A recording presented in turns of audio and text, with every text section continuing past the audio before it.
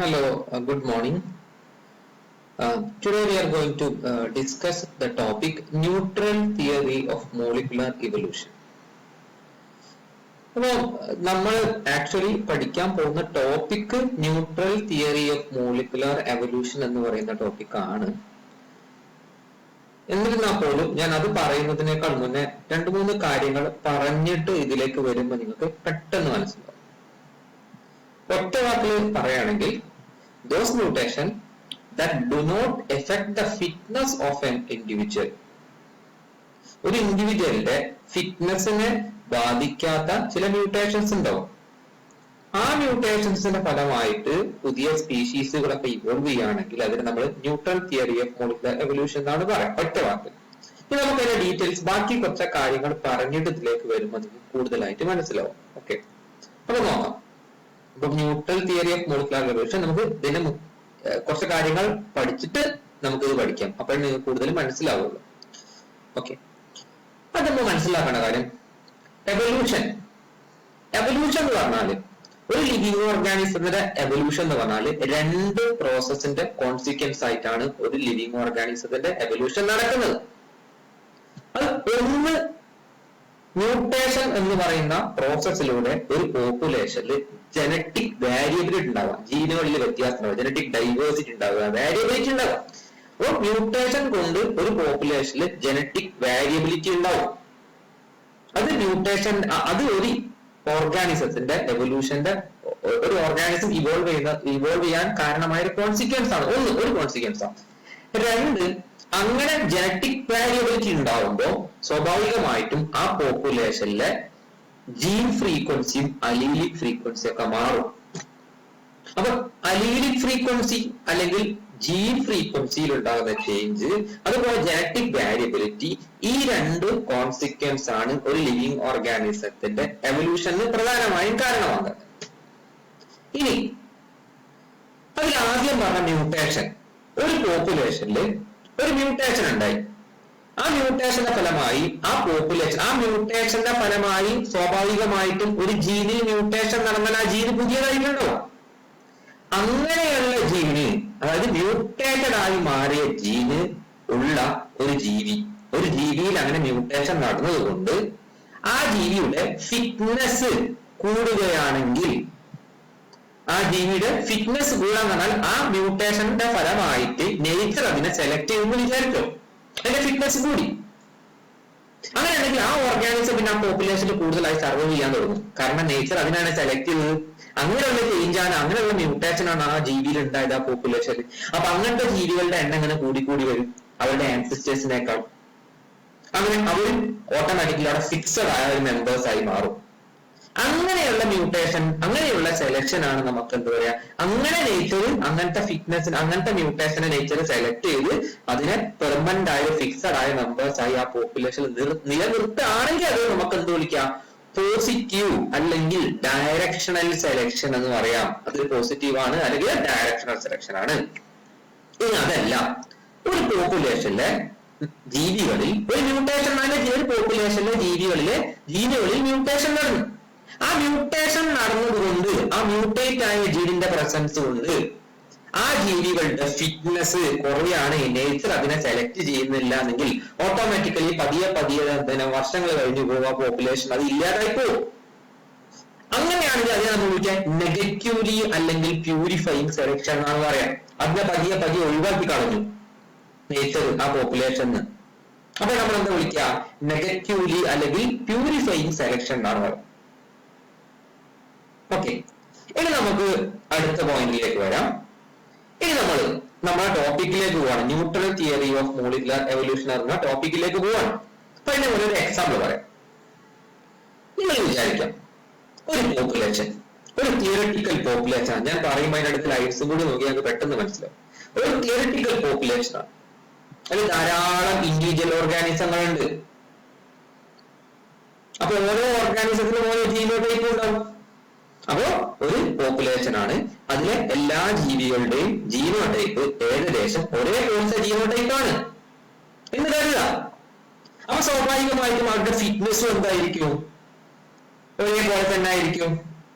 അപ്പൊ അവിടെ natural selection എന്ന് വെച്ചാൽ ഒരാളെ സെലക്ട് ചെയ്ത് ഒരാളെ എലിമിനേറ്റ് ചെയ്യാന്നില്ല, കാരണം എല്ലാവരും ജീനോടൈപ്പ് ഒരേപോലെ നമ്മൾ അസ്യൂം ചെയ്ത് കൺസിഡർ ചെയ്ത് അങ്ങനത്തെ പോപ്പുലേഷനാണ്. അപ്പൊ സ്വാഭാവികമായിട്ടും അവിടെ പിന്നെ എങ്ങനെയാ അവർക്ക് ജീൻ ഫ്രീക്വൻസിയോ അലീലി ഫ്രീക്വൻസി ഒന്നും മാറാനുള്ള സാധ്യത ഇല്ല, കാരണം അവിടെ മ്യൂട്ടേഷൻ ഇല്ല, നാച്ചുറൽ സെലക്ഷൻ ഒന്നും ഇല്ല. ആ പോപ്പുലേഷനിലെ എല്ലാ മെമ്പേഴ്സിന്റെ ജീനോടൈപ്പ് ഒരേപോലത്താണ്, എല്ലാവരും ഒരേപോലെയാണ്. അപ്പൊ എല്ലാവരുടെയും ഫിറ്റ്നസ് സെയിം ആണ്. അപ്പൊ പിന്നെ അവിടെ എങ്ങനെയാ ജീൻ ഫ്രീക്വൻസി അലീലി ഫ്രീക്വൻസി മാറാ? സ്വാഭാവികമായ രീതിയിൽ മാറില്ല. പക്ഷേ അങ്ങനെയുള്ള വലിയൊരു പോപ്പുലേഷൻ, 1000 മെമ്പേഴ്സ് ഉള്ള പോപ്പുലേഷനാണ്. നമുക്കറിയാം ഏതൊരു ജീവിക്കും താമസിക്കാനും കഴിക്കാനും ഉള്ള ഭക്ഷണവും താമസിക്കാനുള്ള സ്ഥലവും ലിമിറ്റഡ് ആണ്. അപ്പൊ അവിടെ എല്ലാ ജീവികളും മെയിൽ ഗാമീറ്റും ഫീമെയിൽ ഗാമീറ്റും പ്രൊഡ്യൂസ് ചെയ്യും റീപ്രൊഡക്ഷന്റെ സമയത്ത്. പക്ഷെ ആ എല്ലാ മെയിൽ ഗാമീറ്റും ഫീമെയിൽ ഗാമീറ്റും ഫ്യൂസ് ചെയ്ത് കുഞ്ഞുണ്ടാവാനുള്ള ചാൻസ് അല്ലെങ്കിൽ അവിടെ ഫെസിലിറ്റീസോ അല്ലെങ്കിൽ അവിടെ റിസോഴ്സസോ അവിടെ ഇല്ല. അപ്പൊ എല്ലാ ജീവികളും ധാരാളം മെയിൽ ഗാമീറ്റും ഫീമെയിൽ ഗാമീറ്റും ഉണ്ടാക്കുമെങ്കിലും ജീവികൾ തമ്മിലുള്ള മേറ്റിംഗ് എന്തായിരിക്കും? റാൻഡം ആയിരിക്കും. എല്ലാവർക്കും മേറ്റ് ചെയ്യണമെന്നില്ല, റാൻഡം മേറ്റിംഗ്. കുറച്ച് മെയിൽ ഗാമീറ്റും ഫീമെയിൽ ഗാമീറ്റും ഫ്യൂസ് ചെയ്യും, ധാരാളം മെയിൽ ഗാമീറ്റും ഫീമെയിൽ ഗാമീറ്റും ഫ്യൂസ് ചെയ്യാനൊക്കെ പോകും. അപ്പൊ സ്വാഭാവികമായിട്ടും ഒരു ഇവിടുത്തെ ജീനോടൈപ്പ് ഒക്കെ ഉദാഹരണം പറയാം. ഇവിടുത്തെ ജീനോടൈപ്പ് ഒക്കെ പ്ലാന്റിന്റെ ജീനോടൈപ്പ് ആണെങ്കിൽ ക്യാപിറ്റൽ ടി സ്മോൾ ടി എന്തോ ജീനോടൈപ്പ് ആണെന്ന് വിചാരിച്ചോ. അപ്പൊ ഓരോരോ പ്ലാന്റ് എന്ത് പ്രൊഡ്യൂസ് ചെയ്യും? ക്യാപിറ്റൽ ടി എന്നുള്ള ഗാമീറ്റും പ്രൊഡ്യൂസ് ചെയ്യും, സ്മോൾ ടി എന്നുള്ള ഗാമീറ്റും പ്രൊഡ്യൂസ് ചെയ്യും. പക്ഷെ എപ്പോഴും ക്യാപിറ്റൽ ടിയും ക്യാപിറ്റലിലുള്ള ഗാമീറ്റ് മാത്രം പരസ്പരം ഫ്യൂസ് ചെയ്യുക, സ്മോൾ ടി എന്നുള്ള ഗാമീറ്റ് മാത്രം പരസ്പരം ഫ്യൂസ് ചെയ്യുക എന്നുള്ള കണ്ടീഷനിൽ അത് റാൻഡം മീറ്റിംഗ് ആണ്. അപ്പൊ അങ്ങനെ സ്വാഭാവികമായിട്ട് നമ്മൾ മേറ്റ് ചെയ്യുമ്പോൾ എന്താ സംഭവിക്കുക? റാൻഡം ആയിട്ടുള്ള മേറ്റിംഗ്, റാൻഡം ആയിട്ടുള്ള റീപ്രൊഡക്ഷൻ കൊണ്ട് എന്ത് സംഭവിച്ചേക്കാം? അവിടെ ചെറിയ രീതിയിലൊക്കെ ജീൻ ഫ്രീക്വൻസി അലീലി ഫ്രീക്വൻസി മാറാം. അത് എപ്പം മാത്രം? അത് വലിയ പോപ്പുലേഷൻ ആണെങ്കിലും അതും എഫക്റ്റീവ് അല്ല, ചെറിയ പോപ്പുലേഷൻ ആണെങ്കിലും ചിലപ്പോൾ ബാധിക്കാം. അങ്ങനെയുള്ള ചേഞ്ചസിനാണ് നമ്മൾ എന്ത് വിളിക്കുക? ജനറ്റിക് ഡ്രിഫ്റ്റ് എന്ന് പറയാം. റാൻഡം ചേഞ്ചിങ് അല്ലെ, change in allele frequency due to random mating എന്നാ പറയാം. അതിനാണ് നമ്മൾ എന്ത് വിളിക്കുക? ജനറ്റിക് ഡ്രിഫ്റ്റ് എന്നാ വിളിക്കാം. ഓക്കെ, അപ്പൊ ജനറ്റിക് ഡ്രിഫ്റ്റിന്റെ കൺസെപ്റ്റ് മനസ്സിലായി. അവിടെ എന്തില്ല, പോസിറ്റീവോ ഡയറക്ഷണലോ നെഗറ്റീവോ ഒന്നുമില്ല. അവിടെ മേറ്റിംഗ്, റാൻഡം മേറ്റിംഗ് കൊണ്ട് എന്തെങ്കിലും എന്താ പറയാ അലീലി ഫ്രീക്വൻസി ഒക്കെ വ്യത്യാസം വരികയാണെങ്കിൽ ആ പ്രതിഭാസം അവിടെ നടക്കുള്ളൂ. അതിനാണ് നമ്മൾ എന്ത് വിളിക്കുക? ജനറ്റിക് ഡ്രിഫ്റ്റ് എന്ന് വിളിക്കുക. Change in allele frequency due to random mating, അങ്ങനെ മാത്രമേ സംഭവിക്കുള്ളൂ. അപ്പൊ നമുക്ക് നോക്കാം. ഇനി നമുക്ക് നമ്മുടെ ടോപ്പിക്കിലേക്ക് പോകാം. Neutral theory of molecular evolution എന്ന് പറഞ്ഞാൽ എന്താ? ഒരു പോപ്പുലേഷൻ, ആ പോപ്പുലേഷനിലെ മെമ്പേഴ്സിലെ, ആ പോപ്പുലേഷനിലെ ജീവികളിലെ ഒരു ജീന് മ്യൂട്ടേഷൻ വന്നപ്പോ അതിന്റെ ഫലമായി ആ ജീവികൾക്ക് അതിന്റെ ഫിറ്റ്നസ് കൂടുകയാണെങ്കിൽ നമ്മൾ പോസിറ്റീവ് ഡയറക്ഷനിൽ വിളിക്കും, അല്ല ഫിറ്റ്നസ് കുറഞ്ഞാൽ ഇല്ലാതാവാൻ നെഗറ്റീവ് എന്നൊക്കെ വിളിക്കും. ഞാൻ എന്താ, ചില പോപ്പുലേഷനിലെ ജീവികളിലെ ഏതെങ്കിലും ജീനിൽ മ്യൂട്ടേഷൻ വന്നതുകൊണ്ട് അതിന്റെ ഫിറ്റ്നസ് കൂടുകയോ ഫിറ്റ്നസ് കുറയുകയോ ചെയ്യില്ല. അത് അതിന്റെ ഫിറ്റ്നസിനെ ബാധിക്കുകയില്ല. അതുകൊണ്ട് തന്നെ നാച്ചുറൽ സെലക്ഷൻ എന്ന പ്രോസസ്സിന്, നാച്ചുറൽ സെലക്ഷൻ എന്ന് പറയുന്ന പ്രോസസ്സ് അതുമായി യാതൊരു ബന്ധവും ഉണ്ടാവില്ല. ഒരു ജീവിയില്, ഒരു പോപ്പുലേഷനിലെ ജീവികളിലെ ജീവിയിൽ എന്തെങ്കിലും മ്യൂട്ടേഷൻ നടന്നതിന്റെ ഫലമായിട്ട്, ആ മ്യൂട്ടേഷൻ നടന്നതിന്റെ ഫലമായിട്ട് നാച്ചുറൽ സെലക്ഷൻ വഴി അതിന്റെ ഫിറ്റ്നസിനെ ബാധിക്കുന്നുണ്ടെങ്കിലാണ് നമ്മൾ പോസിറ്റീവ് നെഗറ്റീവ് എന്നൊക്കെ പറയാം. ചില മ്യൂട്ടേഷൻ എന്ത് ചെയ്യൂല, ചില ജീവികൾ, ഒരു പോപ്പുലേഷനിലെ ജീവികളിൽ നടന്ന മ്യൂട്ടേഷന്റെ ഫലമായിട്ട് ആ മ്യൂട്ടേറ്റഡ് ആയ ജീൻ ഉള്ളത് കൊണ്ട് അതിന്റെ ഫിറ്റ്നസ് കൂടുകയോ കുറയുകയോ ചെയ്യുന്നില്ല. ആയതിനാൽ നാച്ചുറൽ സെലക്ഷൻ അതിനെ റെഗുലേറ്റ് ചെയ്യാനുള്ള യാതൊരു കഴിവുമില്ല. അങ്ങനെയുള്ള മ്യൂട്ടേഷൻ ആണെങ്കിൽ അതിനെയാണ് നമ്മൾ എന്ത് വിളിക്കുക? Neutral theory of molecular evolution എന്ന് പറയാം. അതുകൊണ്ട് തന്നെ അങ്ങനെയുള്ള എവല്യൂഷൻ ആണെങ്കിൽ അതിന്റെ ഫേറ്റ് പൂർണ്ണമായും ആരാണ് തീരുമാനിക്കുക? ജനറ്റിക് ഡ്രിഫ്റ്റ് ആണ്. പിന്നെ അങ്ങനെ മ്യൂട്ടേറ്റ് ചെയ്ത ജീവികൾ ആ പോപ്പുലേഷൻ നിലനിൽക്കുമോ നിലനിൽക്കൂലെന്ന് തീരുമാനിക്കുന്നതിൽ ആർക്കും റോളില്ല, നാച്ചുറൽ സെലക്ഷന് റോളില്ല. പകരം ആർക്കേ റോള്? റാൻഡം മേറ്റിംഗ് എന്ന് പറയുന്ന പ്രതിഭാസം അഥവാ ജനറ്റിക് ഡ്രിഫ്റ്റ് മാത്രമേ അതിനെ കൺട്രോൾ ചെയ്യാനുള്ള കഴിവുള്ളൂ എന്നാണ് ഇവിടെ അതിന്റെ അർത്ഥം. ഓക്കെ, ഈ പോയിന്റ് മനസ്സിലാക്കാൻ ഞാൻ മുന്നത്തെ കാര്യങ്ങളൊക്കെ പറഞ്ഞു. ഓക്കെ, ഇതാണ് neutral theory of molecular evolution എന്ന് പറയുന്നത്. അപ്പൊ ഇത് മനസ്സിലാക്കണമെങ്കിൽ നമ്മൾ നേരത്തെ പറഞ്ഞ കാര്യങ്ങളൊക്കെ നമ്മൾ മനസ്സിലുണ്ടെങ്കിൽ ഈ ആശയം ക്ലിയർ ആവുള്ളൂ. ഓക്കെ, അപ്പോ ഇതാണ് നമ്മൾ ന്യൂട്രൽ തിയറി ഓഫ് മോളിക്കുലർ എവല്യൂഷനെ കുറിച്ച് പഠിക്കുക. നമ്മൾ ഇനി പറയാൻ പോകുന്നത് molecular divergence and molecular clock എന്ന് പറയുന്ന ടോപ്പിക്കാണ്. നമ്മളിതിന് മുന്നേ പഠിച്ചത് neutral theory of molecular evolution ആണ്. അതായത് ജനറ്റിക് മെറ്റീരിയലായ DNA-ലോ RNA-ലോ ഉണ്ടാകുന്ന ചില മ്യൂട്ടേഷൻസ്, ഉദാഹരണം പോയിന്റ് മ്യൂട്ടേഷൻസ് ഒക്കെ ഉണ്ട്. അങ്ങനത്തെ മ്യൂട്ടേഷൻ ഒക്കെ ചില സാഹചര്യങ്ങളിൽ അത് ആ ഓർഗാനിസത്തിന്റെ ഫിറ്റ്നസിനെ അത് ഡിപ്പെൻഡ് ചെയ്യില്ല, ഫിറ്റ്നസിന് അത് ബാധിക്കില്ല, എഫക്ട് ചെയ്യില്ല. അതുകൊണ്ട് തന്നെ നാച്ചുറൽ സെലക്ഷൻ എന്ന പ്രോസസ്സ് വഴി ആ നാച്ചുറൽ സെലക്ഷൻ എന്ന് പറയുന്ന പ്രോസസ്സ് ആ മ്യൂട്ടേഷനെ എഫക്ട് ചെയ്യുന്നില്ല, അത് തന്നെ ഫിറ്റ്നസിനെ ബാധിക്കുന്നില്ല. അപ്പൊ അങ്ങനത്തെ ന്യൂട്രൽ മ്യൂട്ടേഷൻ, ഉദാഹരണം നമ്മൾ പറഞ്ഞ പോയിന്റ് മ്യൂട്ടേഷൻ ഒക്കെ പോലത്തെ ചില ന്യൂട്രൽ മ്യൂട്ടേഷൻസ് ഉണ്ട്. അങ്ങനത്തെ മ്യൂട്ടേഷൻസ് DNA-ലോ പ്രോട്ടീനിലോ ന്യൂക്ലിയോടൈഡ്സിലോ ഒക്കെ നടക്കുമ്പോൾ ആ മ്യൂട്ടേഷന്റെ റേറ്റ്, ഒരു ജീവിയിൽ ന്യൂട്രൽ മ്യൂട്ടേഷൻ നടന്നുണ്ടെങ്കിൽ ആ മ്യൂട്ടേഷൻ റേറ്റ് അല്ലെങ്കിൽ ആ മ്യൂട്ടേഷൻ സ്വാഭാവികമായിട്ടും ആ ന്യൂട്രൽ ആണെങ്കിൽ അടുത്ത ജനറേഷൻ, ആ ജീവിയുടെ അടുത്ത ജനറേഷനിലേക്ക് പാസ് ചെയ്യും. അപ്പൊ മ്യൂട്ടേഷന്റെ റേറ്റ് നോക്കിയിട്ട് നമുക്ക് ഓരോരോ സ്പീഷീസുകളും അല്ലെങ്കിൽ നമുക്ക് എവല്യൂഷൻ, ഓരോരോ ജീവികളുടെയും ഓരോരോ ഓർഗാനിസത്തിന്റെ എവല്യൂഷൻ നമുക്ക് ട്രേസ് ചെയ്യാൻ പറ്റും. അത് ഏത് കോമൺ ആൻസിസ്റ്ററിൽ നിന്നാണ് അത് ഡൈവേർജ് ചെയ്ത് പോയത് എന്നൊക്കെ നമുക്ക് കണ്ടുപിടിക്കാൻ പറ്റും. ഓക്കെ, അതിലൊരു ടൂളാണ് എന്ത്, മോളിക്കുലാർ ക്ലോക്സ് എന്ന് പറഞ്ഞത്. ഓക്കെ, മോളിക്കുലാർ ക്ലോക്ക് എന്ന് പറയുന്നത്. അപ്പൊ മോളിക്കുലാർ ക്ലോക്ക് എന്ന കൺസെപ്റ്റ് നമുക്ക് മനസ്സിലായിട്ടുണ്ടാവും അല്ലെ? ഒരു ജീവിന്റെ അകത്തുള്ള DNA-യോ പ്രോട്ടീനോ ഒക്കെ അതിലൊക്കെ ചെറിയ രൂപത്തിൽ മ്യൂട്ടേഷൻ നടക്കുന്നുണ്ട്. അപ്പൊ ആ ജീവിയിലെ മ്യൂട്ടേഷൻ സ്വാഭാവികമായിട്ടും അടുത്ത ജനറേഷനിലേക്ക് പാസ് ചെയ്യും, ആ ജനറേഷനിൽ പിന്നെ അടുത്ത ജനറേഷനിലേക്ക് പാസ് ചെയ്യും. അപ്പൊ നമുക്ക് എന്ത് ചെയ്യാം, മ്യൂട്ടേഷൻ നടക്കുന്നത് DNA-യിലാണെങ്കിലും മ്യൂട്ടേഷൻ നടക്കുന്നത് പ്രോട്ടീനിലാണെങ്കിലും അതിന്റെ റേറ്റ് നോക്കിയിട്ട്, റേറ്റ് കണ്ടുപിടിച്ചിട്ട് ആ മ്യൂട്ടേഷന്റെ റേറ്റ് കണ്ടുപിടിച്ചാൽ നമുക്ക് സ്വാഭാവികമായിട്ടും അതിന്റെ ആൻസിസ്റ്റേഴ്സിനെ ട്രേസ് ചെയ്തിട്ട് എത്ര വർഷങ്ങൾ മുന്നെയാണ് ഇതിനൊരു കോമൺ ആൻസിസ്റ്റേഴ്സ് ഉണ്ടായത്, അങ്ങനെ ആ കോമൺ ആൻസിസ്റ്റേഴ്സിന് എത്ര വർഷങ്ങൾ കൊണ്ടാണ് ഡൈവേർജ് ചെയ്തിട്ട് രണ്ട് വേറെ വേറെ സ്പീഷീസ് ആയത് മാറിയെന്നൊക്കെ കണ്ടുപിടിക്കാം. എങ്ങനെയാണെന്ന് വെച്ചാൽ രണ്ട് ഓർഗാനിസം ഉണ്ട്, രണ്ട് ഓർഗാനിസങ്ങൾ ജനറ്റിക് മെറ്റീരിയലും രണ്ട് ഓർഗാനിസം ജീനോമും നമ്മൾ ചെക്ക് ചെയ്തപ്പോ ഒന്നാമത്തെ ഓർഗാനിസം രണ്ടാമത്തെ ഓർഗാനിസം തമ്മിൽ നോക്കിയപ്പം അതിന്റെ 95% ജീനോമും രണ്ട് ഓർഗാനിസത്തിന്റെ സെയിം ആണ്. 5% ജീനോമിലാണ് വ്യത്യാസമുള്ളത്. അപ്പൊ നമുക്ക് അസ്യൂം ചെയ്യാം 5% മാത്രമേ വ്യത്യാസമുള്ളെങ്കിൽ ഇവര് കോമൺ ആൻസിസ്റ്റേഴ്സ് വന്നതായിരിക്കാം. അങ്ങനെയൊക്കെ ഡൗട്ട് വരുമ്പോൾ നമുക്ക് എന്ത് ചെയ്യാം, പാലിയന്റോളജിസ്റ്റ് ഫോസിൽസ് ഒക്കെ നോക്കി നമുക്ക് അതിന്റെ ആൻസിസ്റ്റേഴ്സിനെ ട്രേസ് ചെയ്യാം, അതിന്റെ ഏജ് ഒക്കെ നോക്കാം, അതിന്റെ എവല്യൂഷൻ നമുക്ക് സ്റ്റഡി ചെയ്യാൻ പറ്റും. ഫോസിൽസ് അല്ലാത്ത അഡീഷണൽ ഒരു ആപ്ലിക്കേഷൻ ആണ് മോളിക്കുലാർ ക്ലോക്ക് എന്ന് പറയുന്നത്. അതായത് അവരിൽ ഉണ്ടാകുന്ന മ്യൂട്ടേഷൻ റേറ്റ് നോക്കിയിട്ട് ആ റേറ്റ് വെച്ച് നമുക്ക് അതിന്റെ ആൻസിസ്റ്റേഴ്സിനെ ട്രേസ് ചെയ്ത് എത്ര വർഷം മുന്നെയാണ് ഇവർ ഡൈവേർജ് ചെയ്ത് പോയതൊക്കെ കണ്ടുപിടിക്കാൻ പറ്റും. അതിനുള്ളൊരു ടൂളാണ് മോളിക്കുലാർ ക്ലോക്ക് എന്ന് പറയുന്നത്. അപ്പൊ നമുക്ക് എന്താ നോക്കാം. Molecular clock hypothesis propose that for any given protein, ഏതൊരു പ്രോട്ടീൻ എടുത്താലും, എന്റെ സ്ലൈഡിലേക്ക് താഴത്തെ പാരഗ്രാഫ് നോക്കിയാൽ കാണാം. ഫോർ എനി ഗിവൺ പ്രോട്ടീൻ, ഏതൊരു പ്രോട്ടീൻ എടുത്താലും the rate of molecular evolution, molecular എവല്യൂഷന്റെ റേറ്റ്, ഏത് പ്രോട്ടീന് എവല്യൂഷൻ നടക്കുകയാണെങ്കിൽ അതിന്റെ റേറ്റ് അല്ലെ is approximately constant. അത് എപ്പോഴും കോൺസ്റ്റന്റ് ആയിരിക്കും. പ്രോട്ടീൻ എവല്യൂഷൻ നടക്കുന്ന എപ്പോഴും ഒരു പെർട്ടിക്കുലർ ടൈം ഇന്റർവെൽ ആയിട്ട് ഇങ്ങനെ കോൺസ്റ്റന്റ്, ആ എവല്യൂഷൻ നടക്കുന്ന ടൈം എന്ന് പറഞ്ഞാൽ കോൺസ്റ്റന്റ് ആയിരിക്കും. ഓക്കെ, അത് എത്ര ജനറേഷൻ പാസ് ചെയ്ത് പോകുമ്പോൾ അതിൽ ഇങ്ങനെ മ്യൂട്ടേഷൻ നടക്കുന്നുണ്ടെങ്കിൽ അത് കോൺസ്റ്റന്റ് ആയ ടൈം ഇന്റർവെൽ ആയിരിക്കും നടക്കുന്നുണ്ടാവുക. അപ്പൊ അങ്ങനെയുള്ള മ്യൂട്ടേഷൻ റേറ്റ് നമുക്ക് എന്തിനു ഉപയോഗിക്കാൻ പറ്റും? അങ്ങനെയുള്ള മ്യൂട്ടേഷൻ റേറ്റ് അഥവാ അങ്ങനെയുള്ള മോളിക്കുലാർ ഡാറ്റ ഓഫ് പ്രോട്ടീൻ നമുക്ക് എന്തിനു യൂസ് ചെയ്യാൻ പറ്റും?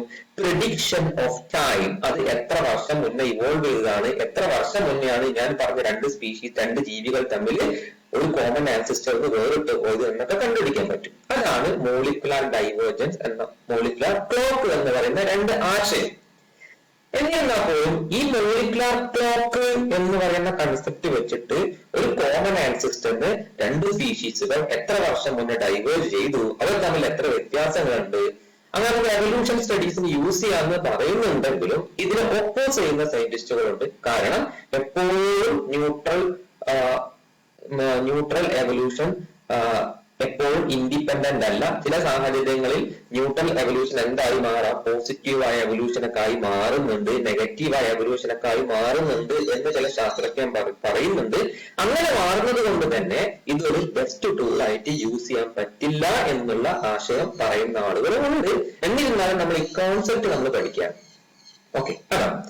ഇനി അതിന്റെ ഒരു മാത്തമാറ്റിക്കൽ കാൽക്കുലേഷൻ ആണ് നമ്മൾ ഇനി അടുത്ത് പറയാൻ പോകുന്നത്. ഒരു ഓർഗാനിസം, ഈ സ്ലൈഡിലെ ഫസ്റ്റ് ലൈൻ നോക്കാം. ഒരു ഓർഗാനിസം അതൊരു ഡിപ്ലോയിഡ് ഓർഗാനിസം ആണ്. അപ്പൊ സ്വാഭാവികമായിട്ടും അതിന്റെ സെല്ല് എടുത്താൽ അതിൽ എല്ലാ DNA അല്ലെങ്കിൽ എല്ലാ ക്രോമോസോമും 2 കോപ്പി ഇടാം. അതുകൊണ്ട് നമുക്ക് 2n ആണ് അതിൽ അലീൽ. അല്ലേ? ഇനി പറയാം, ആ ഓർഗാനിസത്തിൽ ന്യൂട്രൽ മ്യൂട്ടേഷൻ നടക്കുന്നുണ്ട് എന്ന് വിചാരിക്കൂ. അതിന്റെ റേറ്റ് നമ്മൾ u എന്ന് കൊടുത്തു. ഓക്കെ, അങ്ങനെയാണെങ്കിൽ നമ്പർ ഓഫ് ന്യൂ മ്യൂട്ടൻ, ആ ഓർഗാനിസത്തിൽ നിന്ന് എത്ര കുഞ്ഞുങ്ങൾ ഉണ്ടാകുന്നുണ്ട്, ആ ഓർഗാനിസത്തിൽ നിന്ന് ഉണ്ടാകുന്ന മ്യൂട്ടന്റ് ആയ കുഞ്ഞുങ്ങൾ, ആ പോപ്പുലേഷനിലുള്ള ആ ഓർഗാനിസത്തിൽ ഉണ്ടാകുന്ന മ്യൂട്ടന്റ് ആയ കുഞ്ഞുങ്ങളുടെ നമ്പർ എന്ന് പറഞ്ഞാല് റേറ്റ് ഇൻറ്റു ആ 2n എന്നുള്ളതാണ്. അപ്പൊ 2n into u, 2nu എന്നാണ് പറയാ. അതാണ് രണ്ടാമത്തെ ലൈൻസ് പറയുന്നത്. If the neutral mutation rate per generation is u, then 2n into u represent the number of new mutant arising in the population each generation. Okay, ini apa kan? Number of mutant arising in each generation. ഓരോ ജനറേഷനിലും ആ population ഉണ്ടാകുന്ന മ്യൂട്ടന്റിന്റെ എണ്ണം എന്നാല് ആ 2n അലീലിനെ ആ rate കൊണ്ട് കൊടുത്തതാണ് 2n into u എന്നാണ്. ഇനി അടുത്തത്, the probability that the allele will become fixed is equal to 1/2n എന്നാണ്. അതായത് അലീൽ ഡിപ്ലോയിഡ് വാസിലെ അലീൽ 2n ആണ്. അതിൽ മ്യൂട്ടേഷനും നടക്കാം. പക്ഷെ നടക്കാനുള്ള പോസിബിലിറ്റി എത്ര? 50-50%. അപ്പൊ 2ന്റെ 50 തന്നെ എത്ര? 1/2n ആണ്. അപ്പൊ നമുക്ക് അടുത്ത് ഇത് രണ്ടും കൂടി ആഡ് ചെയ്യാം. മൾട്ടിപ്ലിക്കേഷൻ റൂൾ അല്ലെ, പ്രോബബിലിറ്റി മൾട്ടിപ്ലിക്കേഷൻ റൂൾ വെച്ച് നോക്കിയാൽ, so the rate of substitution of neutral allele, neutral അലീലിന്റെ സബ്സ്റ്റിറ്റ്യൂഷൻ റേറ്റ് അഥവാ k എന്ന് പറഞ്ഞാൽ എന്തായിരിക്കും? ഈ 2n into u ഗുണിക്കണം 1/2n ആണ്. അത് ചെയ്താൽ നമുക്ക് എത്ര കിട്ടും? അതിൽ അങ്ങനെ ചെയ്ത് വെക്കാൻ നോക്കണേ. 1/2ന്റെ 2n-ന്റെ 2 നമ്മൾ വെട്ടിപ്പോവും, ക്യാപിറ്റൽ എന്നും വെട്ടിപ്പോ. അപ്പൊ എന്ത് മാത്രമേ ബാക്കിയുള്ളൂ? k is equal to u എന്ന് മാത്രമേ ബാക്കി ഉണ്ടാവുള്ളൂ. അപ്പൊ നമുക്ക് എന്ത് കിട്ടി? Rate of substitution is equal to rate of mutation. അതായത് ഒരു പോപ്പുലേഷനിലെ ഒരു ജനറേഷനിലുള്ള മ്യൂട്ടേഷന്റെ റേറ്റ് എത്രയാണോ അതേ റേറ്റ് തന്നെയാണ് അടുത്ത തലമുറയിലേക്ക് വരുമ്പോഴും കിട്ടുക എന്നുള്ളത് തെളിയിച്ചതാണ്. ഓക്കെ, അതാണ് ഇവിടുത്തെ പ്രൂഫ്. അതാണ് ഇവിടെ പറയുന്നത്. ഓക്കെ, അപ്പൊ ഇതാണ് ന്യൂട്രൽ തിയറി വെച്ചിട്ടുള്ള മോളിക്കുലാർ ക്ലോക്സ്. അത് എന്തിന്റെ ടൂളാണ്? ഓരോരോ ജീവികളും കോമൺ ആൻസെസ്റ്ററിന് എപ്പോഴാണ് ഡൈവേർജ് ചെയ്തത്, എത്ര സമയം എടുത്തു എന്നൊക്കെ കാണിക്കാൻ യൂസ് ചെയ്യുന്ന ഒരു ടൂളാണ്. ഓക്കെ, ഇത് സാധാരണയായിട്ട് എവല്യൂഷൻ സ്റ്റഡീസിൽ നമ്മൾ പല പാരാമീറ്റേഴ്സ് യൂസ് ചെയ്യും. അതാണെന്ന് പറഞ്ഞത് പാലിയന്റോളജിയിലെ ഫോസിൽസുകൾ വെച്ച് നമ്മൾ സ്റ്റഡി ചെയ്യുമ്പോൾ പല ടൂളുകളും വെച്ച് ഒരു ഓർഗാനിസം എങ്ങനെ ഇവോൾവ് ചെയ്തു എന്ന് പഠിക്കുന്ന സമയത്ത് ഒരു അഡീഷണൽ ടൂൾ ആയിട്ട് യൂസ് ചെയ്യാൻ പറ്റുന്ന ടൂളാണ് മോളിക്കുലാർ ക്ലോക്സ് എന്ന് പറയുന്നത്. ഓക്കെ, ഇതിന്റെ നോട്ട്സ് ഒക്കെ ഞാൻ മോഡിൽ അപ്ലോഡ് ചെയ്തിട്ടുണ്ട്. ഓക്കെ.